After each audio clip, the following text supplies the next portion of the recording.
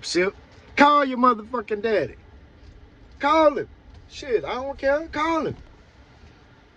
I'm gonna tell him the same thing I told you. Your ass need a belt. Call him.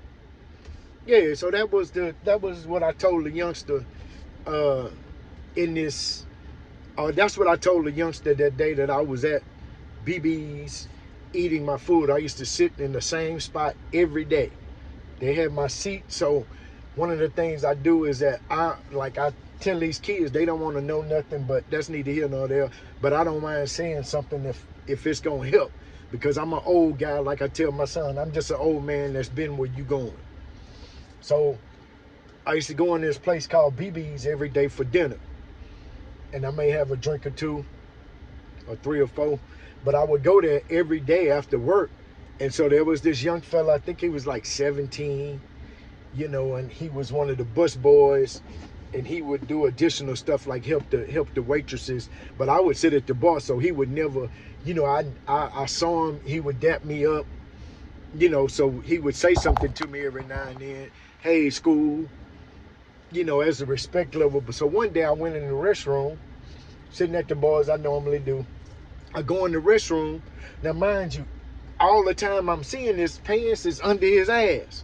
So this particular day, I wasn't feeling it. I didn't want to see his underwear. You understand? I'm coming in here to eat, just like everybody else in this restaurant, this establishment. I don't come in here to see your ass and your underwear, man. Pull your damn pants up. I'm from the old school where we wore belts. I get the sagging. I went through that phase of my life. When they started sagging, but I didn't come in there that day to look at his ass. I seen enough of it. I just wanted to tell him, hey, young man, And so when I went in the bathroom, he was washing his hands. So as I approached you and I say, hey, youngster. He was like, what's up, school? I say, hey, man, you need to get your belt. Huh? What? That was him. I say, yeah, man, you need your belt. I don't need no belt. I say, yeah, you need a belt. I say, let me explain something to you, young fella. I say, you need a belt because I can see your whole ass, your underwear, and I don't want to see it.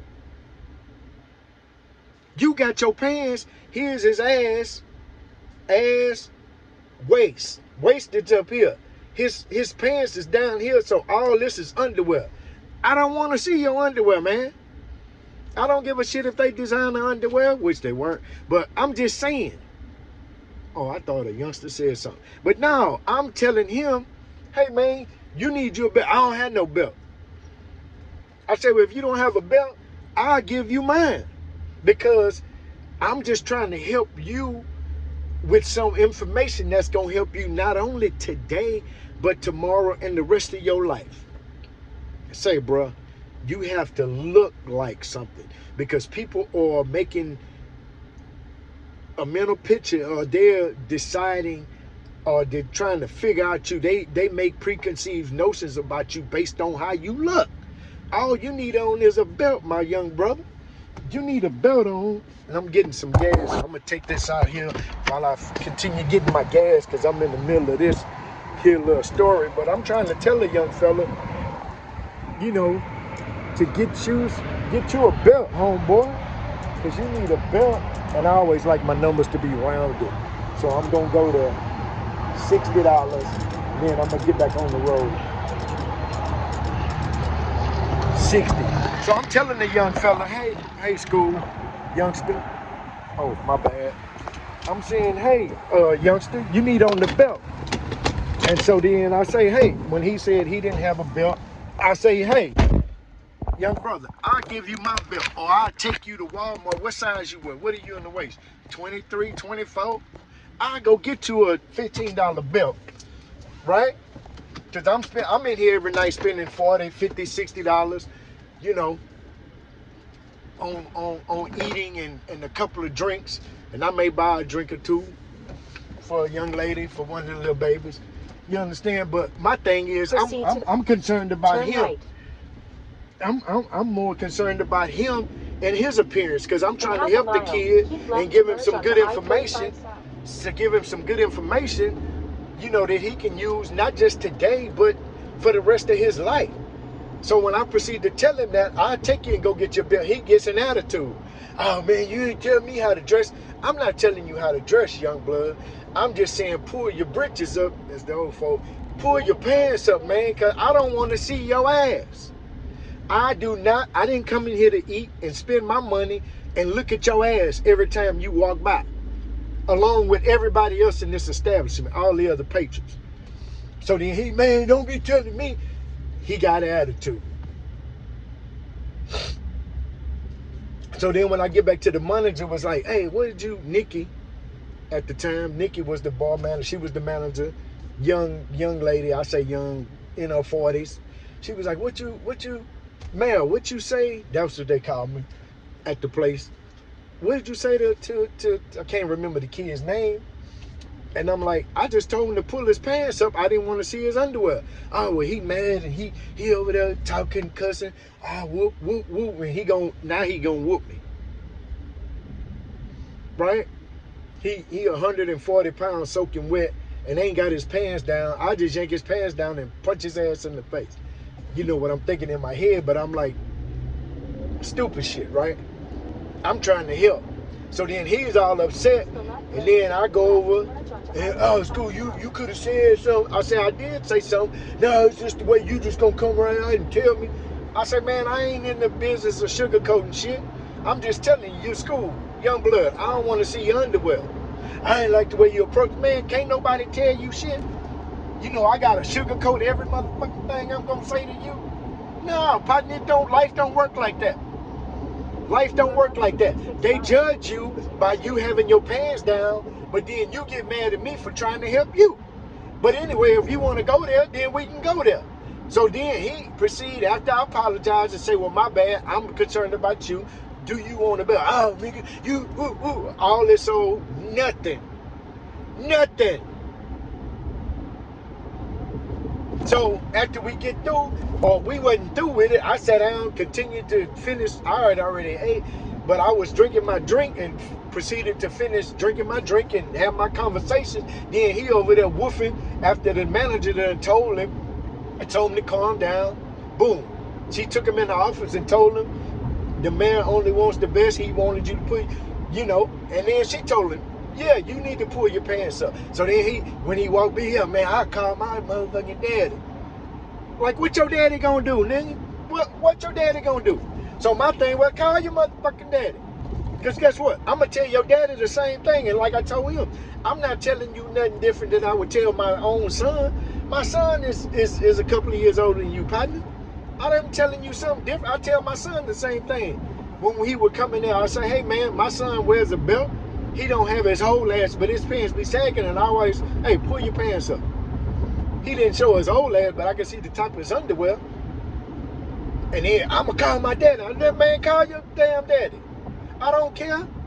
I ain't running because you said you gonna call your daddy. Call him. Tell him to bring his ass up here. Because I'm gonna ask him, Mick, why your son don't have a belt on? Or I'm gonna tell him, yeah, I told your son to put on the belt. Because I don't want to see his goddamn ass in them dirty ass drawers. Yeah, I'm going to tell your daddy the same thing. And if you want to take it there, I got a 45-year-old girlfriend with 13 kids. Right? To handle that nonsense. But we shouldn't have to take it there with good information. Just trying to go forward. I'm trying to pay it forward with some good information that's going to help him for the rest of his life. Because people are making judgment calls just based on how you look. If you look like shit, they going to treat you like shit. Or they just going to push you to the side, overlook you. So I'm trying to tell him that, and then he woofing. And I'm like, man, it don't, you know, I ain't always been professional. I ain't no gangster or no, you know, I'm just not that hard, but I'm not finna tell some kids some information like the kids that was kicking the ducks. I'm gonna tell you and I'm gonna tell your daddy, because that's just how I grew up. That's how I grew up. Well, people can say stuff to me without me getting all offended and get my feelings hurt. Especially when there was some good information. Hey, y'all stop doing that. Yeah, we probably should stop doing that. Because they see that we into some bullshit and somebody cared enough. Like I told him, man, I care about you like I care about my son. You're a young African-American man. You're a young teenager, man. And so after we did that and we talked, he came back, he apologized after she took him in the office for the second time and had a conversation with him, say, look, if you can't control yourself, I'm gonna have to send you home. So when he came and he stood there, I apologized again. We had a talk, and I say, well, is your daddy coming up here? No, truthfully, my daddy is in jail. His daddy was incarcerated, big world, in jail, on vacation. He taking a little break from this here. So then we got to talking about his daddy, and he started to tear up and cry. And my thing to him was, young blood, I'm not trying to be hard on you. I'm just giving you some good information, but I'm here willing to help. And to show you that I'm willing to help, I will buy you a belt. All I need you to do is say, yes, I want a belt. Then he proceeded to tell me he never said yes, which is the crazy part. He never said yes, but then he proceeded to cry and say he was a senior at 17 and that he was going to the prom and he didn't know because his mother was a single mother. I thought the single mother said something. And he was telling me that his mother was a single mother and he didn't know if he had money for a car and just things that the prom, you know, a suit and all this kind of stuff. But me being me and me being who I am and having a heart for young African-American men, I told him, here's my business card. Here is my card. Man, I'm here. You see me all the time. Every goddamn day, you see me sitting right here, spending my money, eating and drinking. So if I got to not come in here for 2 weeks to give you $200, $300, $400 so you can go and get you a tuxedo and some stuff, and I'll do that. So when I was telling him, I said, man, look, I got you. Here's my card. Call me and we can discuss this and talk about getting you stuff that you need for your prom. So it started out with, I'm gonna call my daddy, and getting all frustrated till when the answer came. I'm not saying I'm the answer, but when a solution came to his hurt and his pain that he was feeling, you know, I was gonna be there and try to mentor this young kid. Not that that's what I set out to do. I was just willing to put my money where my mouth was. But he never called, and I stopped seeing him after that. You know, so I was willing to help, but it started out with, man, I'm gonna call my daddy. So my daddy, you know, I don't know if his daddy was gonna co-sign the bullshit or not. I don't know if his daddy was my age or a little younger, but we were willing to have a conversation. And that's all I'm saying, is that as men, we have to start talking to these young men, regardless of the situation. I don't give a damn. They may have a gun. You know, they may think they gangster. Probably just musty with a gun. That don't mean you gangster, because you ain't had a bath in 2 or 3 days and you got a little tool. Come on. We got to start having these difficult conversations with these young men. And single mamas, I'm going to talk to you too. You have to find a man to put in your son's life, whether it be your daddy, your grandfather, your neighbor, somebody. Find a man to talk to him, because he gonna go through some things that you don't understand, you can't comprehend, you don't know how to address it, how to say nothing to it, or to speak to it. Speak to the things that's going on with him and inside. So find a man. There's a neighbor, there's somebody you see, there may be somebody you got your eye on, that maybe if you talk to him and say, hey, I would like a man to say something to my child. I have a son. And show yourself. Don't be no scallywag, you know, always in the club and wants. Nah, we ain't trying to raise your kids. But I know a lot of men will say something to some youngsters or spend some time if they see that it's reciprocated. Big word. If I say something to the kid and the kid comes back and asks a question, reciprocated. Meaning I'm not chasing after the kid there. I ain't chasing no kid other than my own or my godson or somebody to help them. No, I'm not gonna do that. I'm not gonna go out of my way like that. Just like he can't have none of my food. You gotta eat your mama half of the pizza. So, men, let's start having these conversations with these young boys, with these young men, about all of life and all of this, you know, things that life offers, has to offer, some of the blessings, some of the curses, some of the shit that go on in life. Because life is real. Project 2025 is in full effect. You think shit was hard then or it's hard now? It's gonna get, these next 4 years gonna be hell if you ain't prepared. So let's start talking to these youngsters. Let's start involving ourselves in their life. Find you a young man to say something to. You've been seeing a young man, your gut been telling you to say something to him. Say something before it's too late, before he get lost in the sauce. You feel me? Sip, sip.